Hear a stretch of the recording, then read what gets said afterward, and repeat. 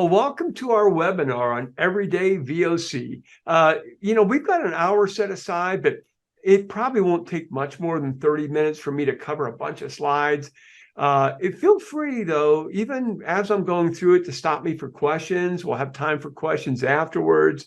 And we don't have like a huge crowd here, so we'll keep it very informal. Just feel free to unmute at any time. Also, if you'd rather, you can put a message in the chat. And Scott will be watching over that, and we'll answer any questions as they go and at the end. So just as a little background, we have this 4-hour workshop called Everyday VOC. And what I'm going to cover fairly quickly is kind of an overview of what that is. Whether you decide to do that or not, hopefully you'll walk away with some really valuable information here today. So let me get started here. I'll probably do most of the talking. And then Scott will join me for the Q&A and the chats. And then, Scott, I think didn't we arrange it? I'll take the easy questions, you take the hard ones. Is that what we decided? Yes, that's correct. All right. So here's what we're going to cover. Let's just dive right in on the first topic, 2 everyday VOC goals. Now, when we think about this everyday VOC, we want you to have incredibly productive customer interactions. Obviously, sales is a big target audience for this, but also tech support, customer service, marketing, R&D, anybody who's meeting with customers. Now, one thing we want to do is pass along to you some really deep probing skills so you understand the customer's job to be done, their task, but especially the outcomes within that. And I'm going to talk more about that word outcomes in a little bit. And the idea here is you're going to have impressed customers saying, whoa, these folks really listen to me. If you're in sales, we know that will lead to more near-term sales. Now, the second one is capturing needs for use later. So they can get in your CRM and it can be data mined, this market scouting, which I'll talk about in a little bit. So the first one is for near-term sales and just understanding customers' needs. The second one is something will help us innovate and lead to future sales. A bonus of all these is if your whole organization is getting this kind of training, it just develops this outside-in culture where we're really paying attention to the customers.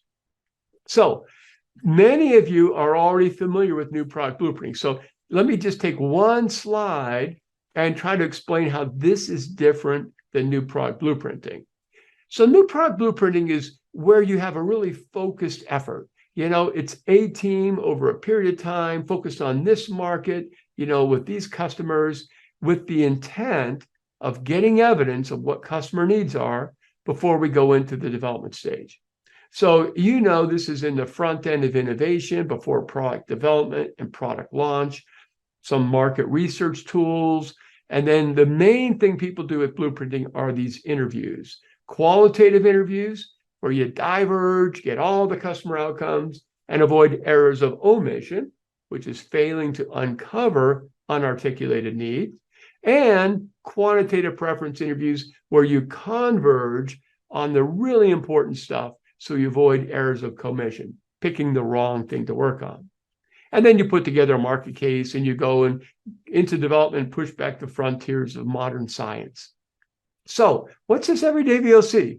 Well, for many years, people would take our blueprinting course and say, shouldn't we be asking these probing questions all the time? We'd say, yes, you should. And we didn't do anything with it. So shame on us.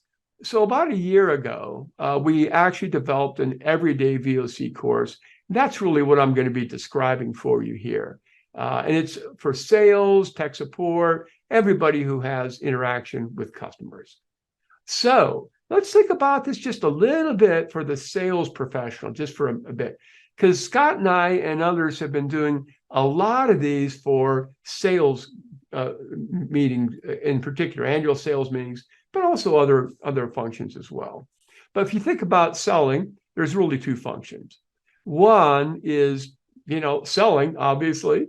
And many of you may be familiar with the landmark research done 30 years ago on consultative selling. And this research found that when sales professionals ask really good probing questions, they sell more. And that spawned the entire consultative selling movement. So that's been pretty well established. But why does it work? Why does it help if you ask great questions? Well, there's really two reasons in my view. First of all, if I'm the salesperson and you're telling me about your problems and I do a good job of understanding them, there's a much better chance I'll pull out the right glossy brochure and say, here's what you need to buy from me. But I think the biggest reason is this. People buy from people who are interested in them. If I do a great job of showing interest and I'm fascinated by you and your problem and I want to understand it better, and all the rest of my competitors are just trying to sell you what they already have, well, who do you want to buy from? So that's why these probing questions really help. In fact, I will tell you that in our initial training over the last year, we've heard a lot of reports of salespeople saying, my goodness, I'm selling more because I ask these questions. Now, the second role, though, we have for the modern sales professional is learning. And you can pick up this information, and if it's done in a way that's captured and data mineable, well, wouldn't that be nice to know when to launch a new product development project, right? Why do we just decide, hey, let's go develop a new product for this market? Wouldn't it be nice if we could listen for signals that the market is ready? And so think about it this way. I had some help writing a white paper with a good friend at Corning Glass many years ago, and he actually got me thinking about this. And here's the example we came up with. Imagine you make glass and your customers are phone makers, and they want glass for their phone displays. Would they be interested in improving crack resistance? Well, when their phones look like this, probably not. This phone displays are real teensy. As they get bigger, they would anticipate a problem. Then they, oh my goodness, I've got a problem. But somebody comes along, in this case, it was Corning with Gorilla Glass, and now we don't have a problem anymore. So here's a dilemma. How do you know whether your customers are at the left, I don't have a problem, or at the right, I don't have a problem? You want to catch them at the sweet spot as they anticipate a problem. So how do you do that? Well, our thinking is your sales force is out there all the time. What if you turn them into a learning force to spot these rising needs? And so that's why we say this great probing really does two things. When I ask good questions as a sales professional, I don't know if it's going to lead to sales today or if it's going to lead to sales in the future. But I think it's fascinating that the same probing will do either. And so that's what we want to do. As you know, a lot of companies, B2B companies, they're still back in the solution push. They start with their ideas, develop solutions. Some of them think they're doing good VOC because they at least go out and say, hey, Mr. Customer, we had a cool idea. You do like my cool idea, right? And that actually isn't that effective. They're just really not understanding market needs or understanding market reaction to one idea, theirs. So what we promote with blueprinting is market insight, starting with customer outcomes. But you could think of what we're talking about here now as the next level up. It's market insight with market scouting added on. Now we know when to launch those market insight projects. We're aiming our new product development with optimal timing. So that's why we have two goals here. Now let's talk about customer outcomes. For those of you who are familiar with blueprinting, you're very familiar with this term already. Wouldn't it be cool if we made customer outcomes the unit of customer insight, not just for new product development, but for every customer interaction across your entire company? So we're going to use that phrase, customer outcomes. And many of you are familiar that customers don't want the quarter-inch drill, they want the quarter-inch hole. The job to be done, drilling that hole, that task, has many, many outcomes in it. Some of those outcomes might be related to the customer's process. Some might be related to the customer's product. But what we do in this workshop is we get those sales and other professionals thinking, what's the customer's job to be done? And what are the outcomes within that job to be done? And then capturing that in their CRMs. That's the goal of this. And so when your customer speaks, there could be outcomes, there could be solutions, and there could be just background information. And we want to focus on the outcomes. So in the workshop, and we do this with blueprinting too, we actually show those professionals how to take either background or solutions and drive it to outcomes and convert it into something called an outcome statement.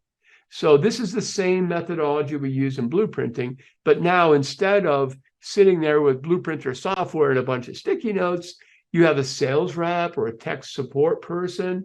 They're sitting across the desk and they're asking these really good questions and they're making notes in their notepad. All right, what about those probing skills? So, listening is pretty darn important. And so we get into some listening skills to make sure that people are looking like they're listening as well as actually listening. So that's part of the training, is the listening. But then what we want to do is make sure we're not going in with a list of questionnaires. Nobody wants to see somebody coming to their front door and saying, "Hi, I'm doing a survey. Do you have time for that?" Well, they don't want to see them doing that at work either. They're even busier at work. So we do not recommend, here's a list of magic questions. Instead, we want to be fascinated by the customer, listen to what they're saying, ask really good questions that are responsive to what the customer is saying. And that shows we're competent and caring as a supplier. But how do you do that? Well, you ask a lot of good what and why questions. These are great for when you don't know what you don't know. So forget the questionnaire, but let's ask, what, why, and how questions. And specifically, we have developed the what and why methodology. And so some of you have already seen this in blueprinting. You know how it goes. If you go back before Uber and you were interviewing taxi passengers, you might ask, what are your problems? And they would say, well, sometimes there's no seatbelt in the taxi. And so you would ask them what questions? Can you describe this? How often does it happen? How often in other regions? And so when I say it's a what question, I don't mean it starts with the word what. Rather, I mean you're just trying to figure out what they're telling you. Can you describe it? When's it happen? Where's it happen? And so forth. Then you're going to go into your why questions. Well, how does that impact you? Any other issues with that? So think of it this way. You're asking questions of observation, and then once you really understand that job to be done and the desired outcome, you move into implication questions. Why is this important? Now, what we're going to do is add a clarifying statement as well. So the methodology is what, why, clarify, new problem, what, why, clarify, new problem, what, why, clarify. Now, some of you are thinking, wait a minute, outcome statements. I'm a blueprinting expert. And I thought we did that on the top picks at the end of my blueprinting discovery interview. Well, good for you. That's exactly what you do. But here's the thing. For everyday VOC, you don't have any sticky notes or software. You're just sitting there talking to a customer. And so you're not going to remember all these and come back to them later. So when they tell you they got a problem, you'll do your what probing, your why probing. And before you move on to the next problem, what other problems, ma'am? You'll get your clarify right then and there. So we've got a guide for this. Everyday VOC guide takes you through what, why, clarify. Now, when this workshop is over, we're going to send you a registration link so you'll have access to this and a bunch of other resources for 90 days, free resources, okay? But let me just show you this a little bit more. If you hear a problem, you would say, can you describe this for me? Where does it take place? When does it happen? How long? You would craft those questions based upon what the problem was. Then when you were done with the what questions, you would go to your why questions. Well, how does this impact your business? Who does this impact? And then you might even ask, anything else I should know about this? And then before you move on, say, are you saying you want to minimize the time to calibrate the equipment? Are you saying you want to maximize the resistance to corrosion? Get some confirmation from the customer, and then simply say, great, are there any other problems? By the way, for those of you who are heavy blueprinting users, some people tell us they actually like this guide better than our Discovery Interview Quick Start card. So pick the one you like the best and you can use it. Let me pause just for a minute. Any questions on this what and why methodology in everyday VOC? Hey, Dan, while people are thinking about that, we don't have everybody's email. So if you want to make sure and get those resources Dan referred to, just send me an email or drop you a note in chat, either one, or let me know your email in chat, or send me one. I just put my email in chat. You see how many different ways I can say that.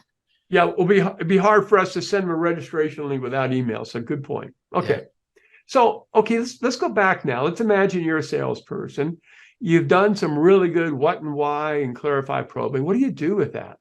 Well, we recommend that you put it in your CRM notes, salesforce.com, whatever it is you're using, and have some information on what you learned with the why probing, some information on the what, and then on the why.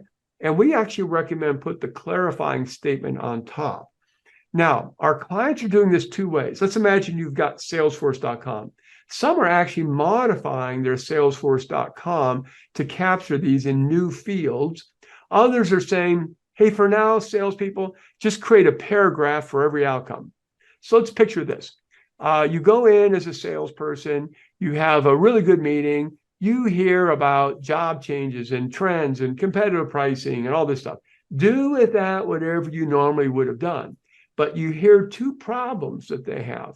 Create a separate paragraph for each of those or enter it into the new outcomes field in your CRM. Then we think that these notes you'll probably take your notes by hand, right? Most people do anyway. But then send your notes in two directions. Put it in your CRM. If I'm a salesperson, I'm going to come back in 3 months. If I don't put notes in here, I'm not going to remember what their problems were anyway. But now it's available for market scouting for my marketing and product management team. And then I also recommend you send it to your customer. Will they really look it over and correct it? Probably not. But boy, does it demonstrate you are a professional and you're interested in them and you are paying attention. So that's the methodology that we teach in the workshop. Now, we also get into customer tours. And so you'll know, some of you, that this is something we do in blueprinting as well. But you divide the customer's operation into discrete activities, whether it's manufacturing, field operations, service. And then, as you know, you're looking to ways to accelerate, minimize, upgrade, simplify, and eliminate. And so this is a methodology we teach. For those of you not familiar with it, if you made nail guns and you were watching overhead nailing, you might say, if this guy's gun was lighter, I bet he would go faster. And those would be some examples of all the ways you might be able to improve the customer's operation. So it's just really teaching keen observation skills. And then we do have a tool that people can use to prepare, kind of give them some ideas of what to look for when they're on a customer tour. So most of this 4-hour workshop, the Everyday VOC, is about the probing and so forth, across the desk or something. But there's a little bit of training for how to take better tours. All right, so that's that. We also get into virtual VOC a little bit because this is getting really big. And so we know that in-person voice of customer is the gold standard. But we also know that it can take a lot of money and time for these in-person. So there's probably an opportunity to blend in-person with virtual. And so we go into some of the reasons you would lean more toward in-person and some of the reasons you would lean more toward the virtual VOC. And then we also go into some hidden, not all of them hidden, everybody knows it's lower cost, but there's a lot of advantages of VOC that are not obvious. So we go into that as well. And if you want to get a head start on this and you're interested in that topic, just jot down virtualvoc.com and you'll see the tips and the advantages and so forth. Now, let's talk about how we do this, and then I'm going to open it up to any questions you guys have got. I know I went kind of fast, but who wants to spend more time than needed on a webinar, right? So start loading up any questions you've got, and we'll address those. So let me now explain how this 4-hour workshop goes. So first of all, you may know that with blueprinting, we do public workshops and we do private workshops. With the Everyday VOC, we found that there are so many people that need to be trained that people were saying, let's just come on in and we'll do it privately. Now, it could be done virtually, or it could be done in person. What we're seeing is a lot of people, they're planning their sales meeting. Maybe you've got a sales meeting for next year, or you got a global business meeting. You're meeting for 3 or 4 days. They'll say, you know what? We need a 4-hour workshop to really keep building our skills. And that's where this is getting very, very popular. And in that 4-hour workshop, there's a 75-minute small group interview role playing. And so this we actually use the same role playing we do in the blueprinting, which is a taxi exercise. So there's one customer there, it's a moderator, note taker, and observer, and then people rest a little bit until it's their turn. So we keep rotating through this, and we get some really good feedback on this. We don't have AIM coaches at each table, but we prepare ahead of the workshop your table captains to get this thing going. And then Scott and I kind of roam around the hall and make sure everybody's doing okay. Now, we also have some follow-up reinforcement. And if you register, once we send you the link, you're going to experience the same sort of email follow-up that participants do. Basically, there's 12 weeks of emails. Now we're giving them more advanced tips, ideas on how to practice this. Now, we won't do this with you, but for the real workshops, we also have 3 follow-up coaching sessions. So like we just did 3 workshops last couple of weeks. And so end of October, beginning of December and January, we're going to have a 1-hour session for groups of 8 to 10. And so we'll say, how's it going? What's working? What's not working? Remind them of some things. And we feel like if you just do the workshop and say, good luck, fellas, it's just not going to be successful. So the emails and the small group follow-up really help a lot. And then everybody gets 1-year access to this Everyday VOC Resource Center, which I'll show you. Now, there's no software. You already have a CRM, Salesforce.com or something else. Just keep using that and encourage your people to load their notes into that. And the cost is $9,000 plus about $500 a person. Then there's more information, and probably in the follow-up we'll include a link. In fact, maybe Scott, if that you don't mind, maybe in the follow-up you could have our team make sure that link is in there. Okay, so when people come to the full workshop, they get 1-year access, but we wanted you to have 90-day access. So you're going to get the same thing. You can poke around, look at this. What I will do now is give you a quick tour just so you can see what this looks like. So let me jump out of here. And where am I going? Here I am. I think I'm going. Oh boy, here we go. I found it. Too many screens. Hopefully you can see this screen here. So you'll get a link within 48 hours. Go ahead and log into it with your email, the same one that you're telling Scott. And then for 90 days, you can check out this stuff. You can download this Everyday VOC guide that we talked about. Now, what in heaven's name is this? Look at this. There's practice sticky notes. Wait a minute, that looks like blueprinting. I thought we weren't getting software, Dan. Well, you're not. In fact, this is only for practice. It won't be retained afterwards. But here's what we find. In this workshop, we find if we have a note taker actually capturing the what and why probing, that visualization in the workshop really helps people master these probing skills, even though they won't use the software afterwards. It also means if you're doing blueprinting and your salesperson has been trained with this, they may end up being a very good observer or note taker, but that's kind of secondary. Oops, let me see. I think I'm in there. Yeah, here we are. There will be a recording that'll come live. Yeah. You can download all the slides of the real workshop. So you can check this out if you want. We have 11 e-learning modules that participants get. We've got a bunch of support articles. Now, these support articles are all about everyday VOC, an overview, benefits, the probing skills, when to do it, and so forth. And the reason we've got this is in our follow-up emails, those 12 emails I mentioned, then this is where we can, I think I got myself, there we go. We refer to those articles, okay? There's also Blue Tools. Some of the things like Amuse, Customer Tour, and all that are there, and there's a white paper. So anyway, check that out. You'll be able to see everything that the workshop participants get. And I think I'm almost done. Let me see. Yeah, look at that. He's almost ready to stop talking. So next steps, within 48 hours, you'll get a link for 90-day trial access to this center I just showed you, where you can check out all this stuff. And you will receive the 12 weeks every Monday. Like, what is this? Oh, yeah, it's because I went to the webinar. So you can see the sort of follow-up we would have for the workshop.